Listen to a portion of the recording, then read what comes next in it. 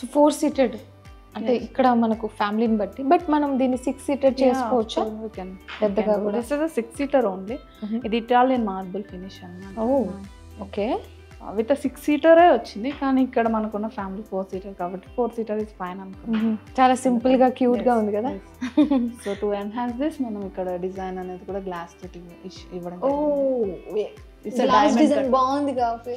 It's diamond cut mirror. ఎందుకు ఇక్కడ ఇది ఇవ్వాలనిపించింది మీకు? అంటే మామూలుగా మనకు రిమైనింగ్ అన్ని చోట్ల లైటింగ్స్ అనేది ఇచ్చేసాము. సో ఇక్కడ ఫ్యాన్ వస్తుంది, ఏదో ఒక డిఫరెంట్గా ఉంటే బాగుంటుంది, పైన సీలింగ్ అనేది అట్రాక్టివ్గా ఉంటుంది అని చెప్పి ఇలా గ్లాస్ తోటి డిజైన్ చేస్తాం. ఇంకొకటి ఏంటంటే మనకి ఇక్కడ వచ్చే మీకు డైనింగ్ హాల్ సెంటర్ ఉండాల్సింది ఇక్కడ మూవ్ చేసాం కదా. సో ఇది మరీ కొంచెం కంజెస్టెడ్గా కనిపిస్తుందేమో అని మనం మిర్రర్స్ తోటి ఎక్కువ ఎన్హాన్స్ చేసాం అనమాట, ఇంకా కొంచెం లార్జ్ గా కనిపించడానికి. అంటే ఇప్పుడు ఏంటి కంజెస్టెడ్ గా కనిపిస్తే మిర్రర్స్ తో ఎలా ఎన్హాన్స్ అవుతుంది? మిర్రర్ వచ్చేసి రిఫ్లెక్ట్ అవుతుంది కదా, రిఫ్లెక్షన్ లో మనకి డబుల్ గా కనిపిస్తుంది, ట్రిపుల్ గా కనిపిస్తుంది. సో అది ఇంకా కొంచెం ఇంకా ఎక్కువ స్పేస్ ఉందేమో అనేలా మనకు ఫీల్ వస్తుంది అన్నమాట. అందుకే చాలా చోట్ల మిర్రర్స్ యూజ్ చేస్తారు. చిన్న చిన్న ఏరియాస్ లో మిర్రర్స్ ఎక్కువ యూటిలైజ్ చేస్తారు బిగ్ కనిపించడానికి. ఓకే.